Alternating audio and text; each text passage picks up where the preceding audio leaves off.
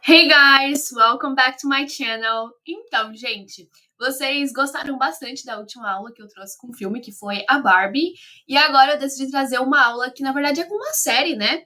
Mas é a mesma coisa, então vamos fazer a mesma coisa da última vez. A gente vai assistir um trechinho do episódio, um pequeno ali pedaço, só uma cena, e depois eu volto e a gente analisa, eu traduzo com vocês, vou explicando o que significa.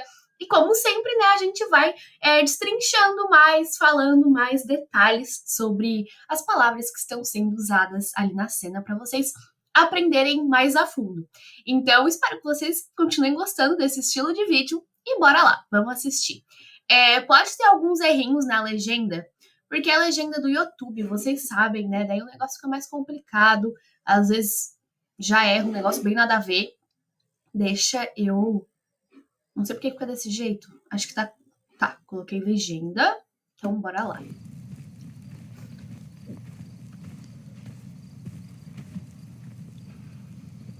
Matthew. Matthew. Bye-bye. I've got it. The opening? Ó, aqui já teve um erro, porque ele falou Rabbi e ali apareceu bye bye. Nada a ver. Então, só pra avisar vocês. Deixa eu voltar aqui pra vocês não perderem as falas. I've got it. The opening? Yes. What is it? A map. The what? Directions. Where people should look to find me. Okay. Give me a moment.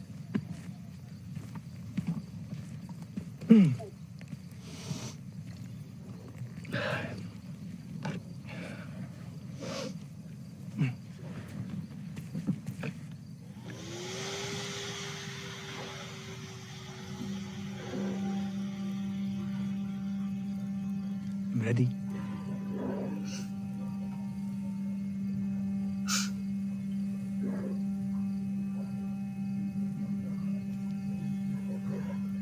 Rabbi? Blessed are the poor in spirit, for theirs is the kingdom of heaven. Blessed are those who mourn, for they shall be comforted.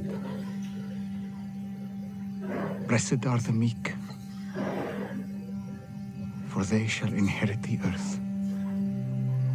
Blessed are those who hunger and thirst for righteousness, for they shall be satisfied. Então, agora vamos explorar mais. Só um pequeno pedaço mesmo ali da cena, porque a gente já consegue falar bastante coisa e para essa aula não ficar muito comprida, não ficar tipo de 1 hora. Tá, deixa eu aumentar aqui, que eu gosto de ficar com a minha câmera bem grande.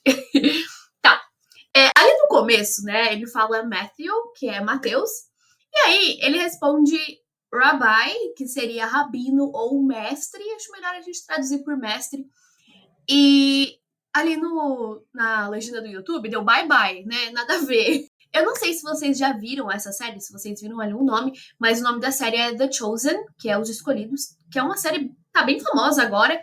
E aí, depois que o Mateus responde Rabbi, aí Jesus responde I've got it. E o que significa I've got it? Porque o verbo to get, aqui tá got, porque tá no passado. Mas o verbo no infinitivo, né, assim, fica to get. E aí, como ali tá no passado, eles colocaram got, beleza? Mas o que significa got ou get? Esse verbinho, ele é muito complicado. Porque tem inúmeras traduções, tem inúmeros sentidos, vai depender do contexto, sério, não tô nem brincando. Assim, gente, o verbo to get pode significar ganhar, comprar, obter, conseguir, chegar em algum lugar. É muita tradução possível para uma palavrinha só. Sério, tem inúmeros significados dependendo do contexto. E nesse contexto aqui, I've got it, não significa nenhum desses que eu mencionei. Significa já sei. Então é uma expressão, já sei. Quando você tem uma ideia. Então, I've got it, já sei. Mas essa expressão também pode ser usada para dizer eu pago, deixa comigo. Por exemplo, você tá no restaurante com uma amiga ou um amigo seu, e aí você fala, I've got it. Então, eu pago, deixa comigo. I've got it. Também tem esse significado. Então, são sentidos, assim, bem particulares. E também tem outro modo de usar o verbo to get. Por exemplo, você já deve ter visto. Vou escrever aqui do lado da fala. I got you. Né, tem que ser maiúsculo aqui o I, acabou não saindo. Então, I got you. Que significa entendi. Uma pessoa tá falando alguma coisa pra você. E você fala I got you. Entendi. Entendi o que você acabou de falar. Mas na fala do dia a dia, que eles falam bem rápido, eles não vão nem falar I got you, eles vão falar simplesmente gotcha, gotcha. Então, I got you vira gotcha. Então, alguém fala alguma coisa e você responde gotcha, né? Entendi, saquei. E também tem outro significado. Quando você pega alguém no flagra, por exemplo, você tem um mercado, e aí você vê alguém roubando, e aí você pode falar gotcha. Então, te peguei no flagra, né? Gotcha. Também tem esse significado. Então, é só com contato mesmo com o inglês. E cada dia que passa, você descobre um novo modo de usar o verbo get. Então, ele realmente é multifunções. Aí o Matthew responde. The opening, então, a abertura, porque Jesus ia fazer um discurso. E aí, ele está se referindo à abertura do discurso. Então, the opening. Outra coisa interessante da gente perceber é o THE, aqui, ó. Sobre a pronúncia dele. Porque tem duas pronúncias. Não sei se você já sabia disso, mas tem duas pronúncias. Qual é a diferença entre uma pronúncia e outra? Aqui eu pronunciei the, com a língua entre os dentes, hein, galera? Que é o som do TH. The opening. Por quê? Porque tá antes de uma palavra que começa com som de vogal. E o THE, né? Antes de uma palavra que começa com som de vogal, a gente pronuncia the. Então, the opening. E ele responde, yes, sim. What is it? Então, o que é? A map. A map significa um mapa. A segunda pronúncia do the, eu já vou explicar para vocês na hora que aparecer aqui, tá bom? Então, ele responde a map, um mapa. E o Matthew responde a what? O quê? Directions. Então, assim, essa palavrinha, gente, pode ter duas traduções, duas pronúncias também. As duas estão corretas. Você pode falar directions ou directions. Directions ou directions. Tá certo. São duas pronúncias, duas maneiras de pronunciar a mesma palavra. Então, directions, direções ou instruções. Where people should look to find me. Então, onde as pessoas devem procurar para me encontrar. People, lembrando que people é plural de person, né? Person é pessoa e people é pessoas. E o where aqui, ó, significa onde. Então, where people should look, onde as pessoas devem procurar to find me, para me encontrar. Porque quando você está encontrando alguma coisa, é porque você estava procurando, né? Então, should look. O look, ele pode significar tanto olhar, mas também pode significar procurar. Então, should é um verbo modal, que significa dever ou deveria. Então, where people should look, onde as pessoas devem procurar para me encontrar, to find me. Aí ele responde, ok, então certo, ok, give me a moment, me dá um momento. E depois ele fala, I'm ready, eu estou pronto. Rabbi, então mestre. E ele, acho que eu já até passei pelo, não passei ainda, é agora, o THE.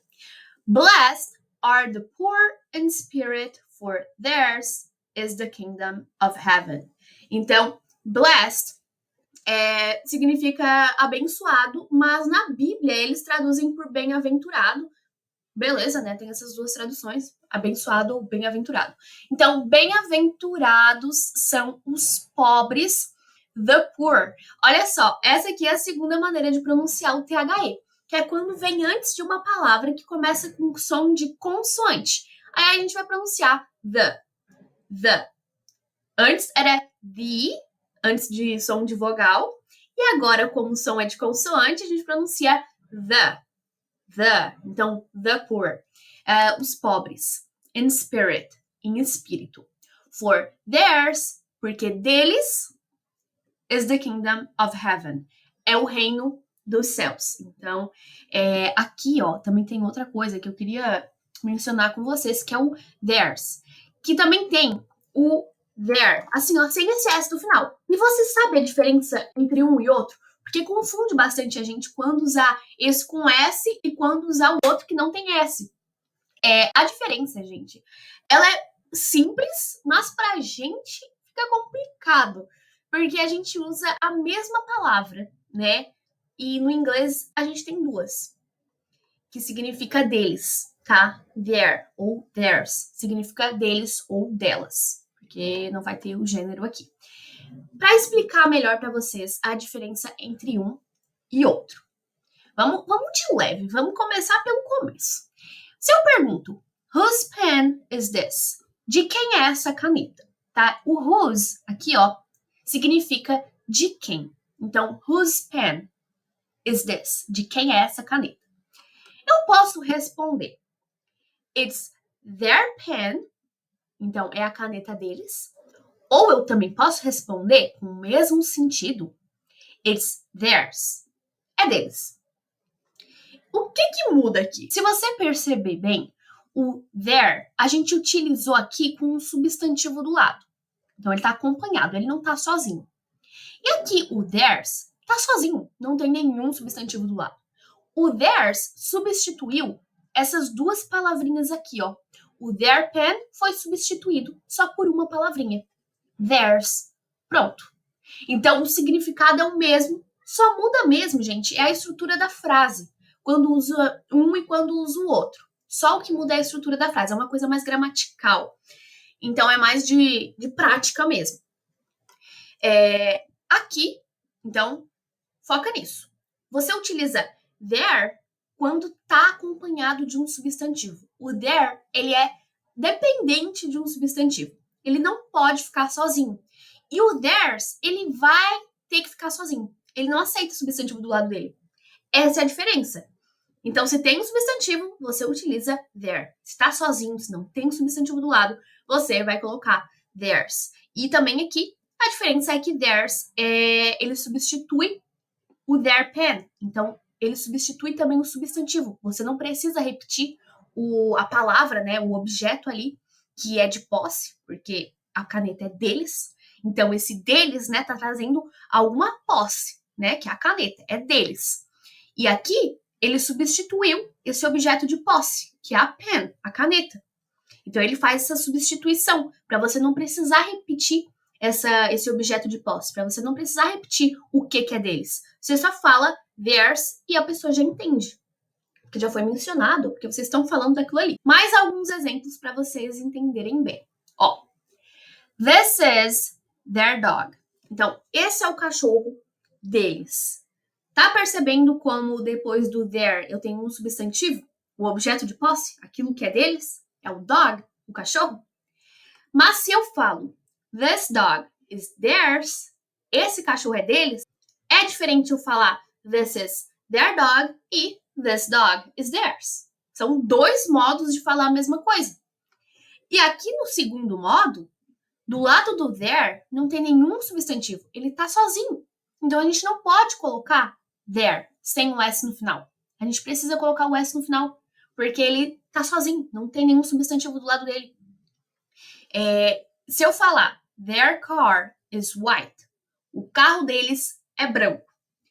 E se eu falar the white car is theirs, o carro branco é deles, o significado é o mesmo, o sentido é o mesmo. Mas aqui eu falei their car is white. Então, o carro deles é branco. O their tá do lado do substantivo carro, né? Esse objeto de posse, o carro, o que é deles. Então, ele não pode levar S. Aqui eu tô falando the white car is theirs. O carro branco é deles. Então, aqui ele tá sozinho, ele tá isolado. Não tem nenhum substantivo do lado dele. Eu não quero repetir que the white car is their white car. Eu não quero repetir duas vezes o carro branco é o carro branco deles. Não preciso repetir esse car de novo. Então, eu utilizo theirs. com Szinho no final, porque ele tá sozinho, não tem substantivo do lado. Ele tá se referindo ao substantivo que já foi mencionado, né? Antes. Então, como ele tá sozinho, isolado, utiliza o Szinho no final. A diferença é mais isso mesmo, é na estrutura da frase que você vai perceber se vai usar um ou outro. Posso falar, por exemplo, that's our bag. Então, aquela é a nossa bolsa. This is theirs. Essa é a deles. Tá vendo como eu não quis repetir que essa é a bolsa deles? Eu não quis repetir this is their bag. Eu não quis repetir o substantivo bag. Então, eu coloquei theirs. Eu também poderia falar assim, ó, their bag, né? Tá vendo? Como theirs substituiu essas duas palavrinhas. This is their bag. Por quê? Porque o their pede um substantivo do lado. Então, a gente escreveria desse jeito. Mas se eu não quero escrever isso tudo, simplesmente coloco isso, theirs. Pronto. Porque o theirs não precisa de substantivo do lado. Ele é independente, ele faz o trabalho sozinho. Então, essa é a diferença. Beleza? É a diferença entre their e theirs. E aí que na fala de Jesus, olha só, ele fala assim: Blessed are the poor in spirit, for theirs is the kingdom of heaven. Então, bem-aventurados são os pobres em espírito, porque deles é o reino dos céus. Você tá vendo como depois do theirs não tem nenhum substantivo? Na verdade, tem o is, que é um verbo, né? O verbo to be. Então, não temos substantivo do lado. Não temos. Por isso que a gente utiliza theirs, com Szinho do lado, né? Com Szinho do lado, com Szinho no final. Essa é a diferença. Por isso que a gente utilizou aqui theirs e não their. Aí depois ele fala, blessed are those who mourn. Então, bem-aventurados são aqueles que mourn é chorar, lamentar. É outra maneira de falar isso. For they shall be comforted. Então, porque eles serão confortados. Agora, outra curiosidade é que quando a gente aprende o significado de for, a gente aprende que significa para, né, ou por. Mas outro significado de for é porque. Ele pode sim ser utilizado para trazer uma explicação, né? Porque eles serão confortados. Então, for aqui, o significado é porque e não para ou por. Então, seria outro uso do for. Você pode utilizar para dizer por quê. Então, for they shall be comforted. Porque eles serão confortados ou consolados, né? Também pode ser utilizado, que eu acho que até a tradução da Bíblia é consolados e não confortados. Blessed are the meek. Então, bem-aventurados são os mansos, ou humildes. De novo, for, como por quê? For they shall inherit the earth. Olha só. For they shall inherit the earth. Porque eles herdarão a terra. Inherit significa herdar, né? Receber de herança. E aqui a gente tem de novo o the, né? Porque a gente tem a palavra earth, que significa terra, e a gente tem esse som de vogal no início. Então, aqui a gente vai pronunciar the, porque eles herdarão a terra. Herdarão a terra. Aqui a gente vai ter blessed are those who hunger and thirst for righteousness. Bem-aventurados são aqueles que têm fome. Então, to hunger significa ter fome, né? To hunger. Então, to hunger. E thirst é ter sede. Então, ter sede fica thirst. Blessed are those who hunger and thirst for righteousness. Bem-aventurados são aqueles que têm fome e sede de justiça. Aqui, o for, você tá vendo como a gente traduz por de, né? Então, a gente poderia traduzir também por, né? Traduzir por.